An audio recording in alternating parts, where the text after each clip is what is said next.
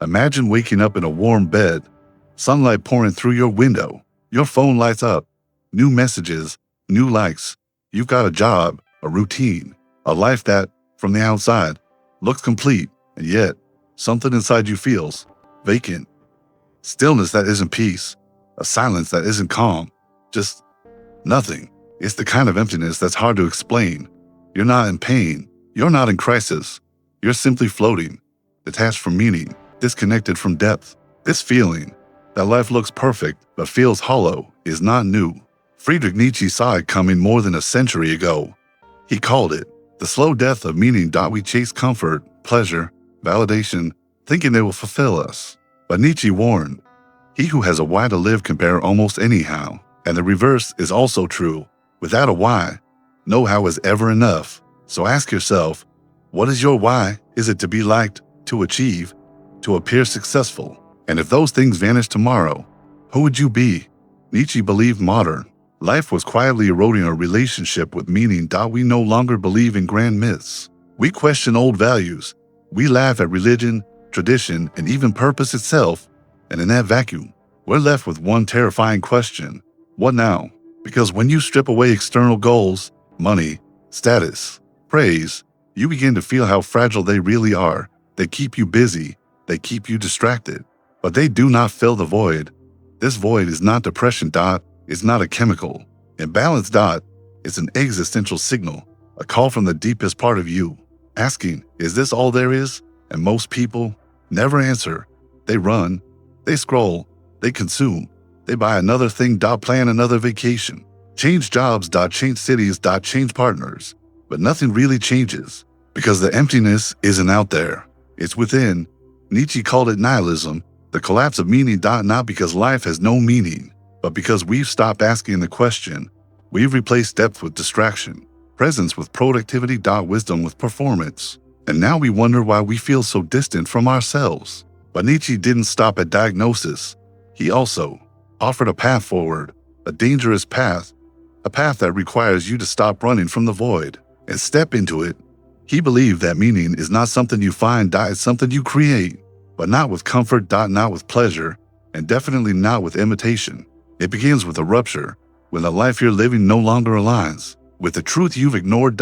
When success feels stale, when applause feels hollow, when even joy feels synthetic. That's the moment the seed is planted, the seed of transformation. Nietzsche called this the path of the Übermensch, the overhuman, not a superior being in the arrogant sense, but someone who dares to create their own values, to write their own meaning. To burn down the illusion and build something real. But first, you must let the illusion die. So ask yourself, are you living your life or performing it? Are your goals truly yours or borrowed? Is your happiness real or rehearsed? Because if you don't answer these questions, the void will. Imagine standing in a vast cathedral, but it's empty. No sound, no sermons, no light through the stained glass. The rituals continue, but no one believes anymore. You move through the motions, but the soul is gone. This is what Nietzsche meant when he declared, God is dead, and we have killed him. He wasn't celebrating it.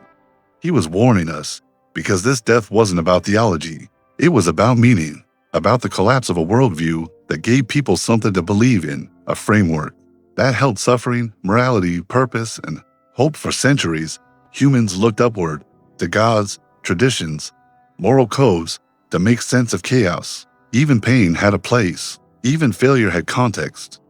There was a story to belong to. But in the modern world, that story fell apart. Science replaced mystery. Skepticism replaced belief. Progress replaced transcendence. And now we live in a world where everything is possible, but nothing feels real. We're surrounded by choices. We can reinvent ourselves endlessly. But deep inside, many of us feel lost in the freedom, because without something greater to serve, without something worth suffering for, freedom becomes weightless, and life begins to float.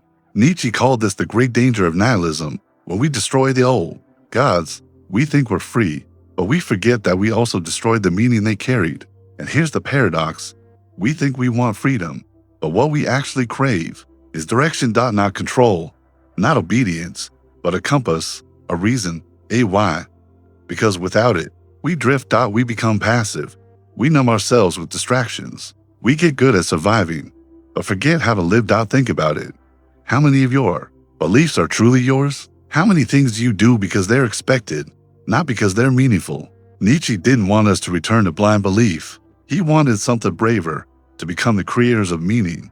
But that requires a death, the death of certainty, the death of the borrowed life, the death of the obedient self. He wrote, "We must become the poets of our lives." That means taking responsibility, radical, terrifying responsibility for what your life means, not relying on systems or dogmas or others to define it for you. It means realizing that no one is coming to give you purpose. Not society, not success. Not even love. It must come from within. But how? How do we create meaning when everything we once trusted has crumbled? We begin with honesty, brutal, raw honesty. We admit that what we've been chasing, the career, the status, the applause, isn't enough. We stop lying to ourselves. We stop calling the void success. We name the emptiness for what it is, a hunger for something real. Only then does the real work begin, because once the illusion dies, you're finally free to create something true, not borrowed, not inherited, not imposed. But forged from your own values, your own struggles, your own soul. This is the beginning of becoming what Nietzsche called the Übermensch, not someone above others, but someone who has stepped beyond imitation into authorship. In the next part, we'll explore what it means to become that kind of person, a person who creates their own meaning in a world without guarantees, a person who transforms emptiness into vision, pain into fuel. And freedom into fire. Because maybe this feeling of emptiness isn't the end of something. Maybe it's the beginning. Let's say the illusion is gone. The applause doesn't move you. The achievements feel hollow. You've stopped pretending. Now what? Nietzsche believed that this is where most people get stuck. They lose belief in the old, but they never replace it with anything new. They live in the ruins of inherited meaning, but never build their own cathedral. And so they drift. They feel the emptiness, and instead of creating from it, they run. They chase dopamine. They chase aesthetics. They chase identity, not as an expression of truth, but as a performance of relevance. But Nietzsche wanted something different. He wanted creators of meaning, not consumers of it. That is the essence of the Übermensch, a person who doesn't ask, "What should I believe?" but asks, "What do I choose to value?" This shift sounds simple. It is not, because when you no longer have rules, you must build your own, not based on trends, not based on what's safe, but based on what sets your soul on fire. Ask yourself, what would you still do if no one ever praised you for it? What values would you defend, even if they cost you? What kind of life would feel meaningful, even in silence? This is the birthplace of authenticity. Not in comfort, not in aesthetics, but in confrontation. Because here's the truth. To create meaning is not to escape suffering. It is to embrace it and redeem it. Nietzsche never promised a happy life. He promised a meaningful one, and meaning requires fire. It requires discipline. It requires a willingness to break and to build. He wrote, "One must still have chaos in oneself to give birth to a dancing star." The chaos is not your enemy. The confusion, the discomfort, the emptiness, they are raw material. They are the dust out of which something sacred can be shaped, but only if you stop treating them like problems and start treating them like invitations. Let me be clear. This is not a call to become emotionless. It's not a stoic fantasy of invulnerability. It's a challenge to become conscious, fully awake, in a world that prefers numbness, to feel the hunger for purpose, and answer it. To look at your pain and ask, what can I make from this? Because nothing is wasted. Not your sadness, not your regret, not your fear. Everything can be transformed if you stop running and start creating. But creation is not always loud. Sometimes it begins in silence. In the quiet moment when you stop scrolling, when you sit with your thoughts, when you stop trying to impress and start listening inward. That's silence. That's the forge. And inside it, a question waits. If you weren't trying to prove anything, if you weren't trying to be someone, if there was no script to follow, who would you become? This is the Nietzschean fire, not a fire that burns others, but a fire that burns away everything false, until only the essential remains. In the final part, we'll go even deeper.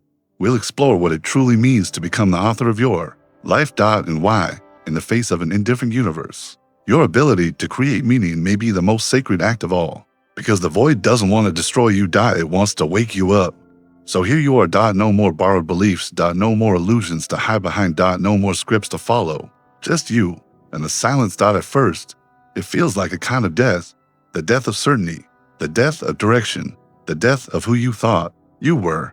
But Nietzsche would say, good, dot, because something must die for something real to be born.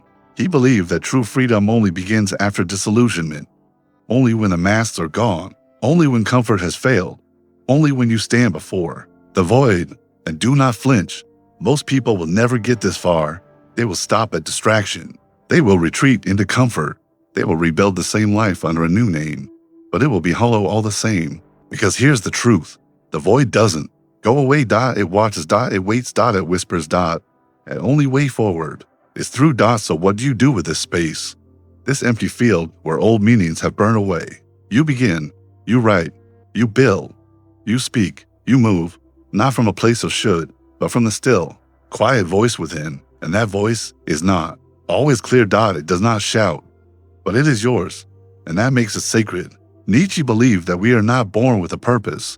We are born with the capacity to create one, and that capacity to will, to shape, to declare is what elevates a human being from a passive shadow to a conscious flame. Become who you are. He wrote, do what only you can do. It sounds simple, but it is the most terrifying command in philosophy because it means no one can give you the answer. No teacher, dot, no ideology, dot, not even Nietzsche himself, dot. The answer must come from your own life, from your own heartbreak, your own questions, your own fire. That is your burden, but it is also your gift because in a world where everything is fleeting, fame, wealth, applause, even time, meaning is the one thing you can make that endures, not because it lasts forever, but because it was yours, truly yours, forged in freedom, dot, and pain, and choice, dot. So now the question is not why do you feel empty? You already know. The question is, what will you do with the space the emptiness leaves behind? Will you fill it with noise, or will you build something sacred from the silence? Because the void is not your enemy, dot. It's your canvas, and your life, no matter what it looks like from the outside, can become a work of meaning, a declaration, a rebellion, a prayer. But only if you write it yourself, dot. So now, the choice is yours, dot. Will you continue drifting in someone else's story, or will you burn the old script and begin? Because life won't wait, and neither will the truth inside you. You were not meant to feel full from what the world gives. You were meant to feel alive from what you create. Now you know why you feel empty, dot, and now you know what to do.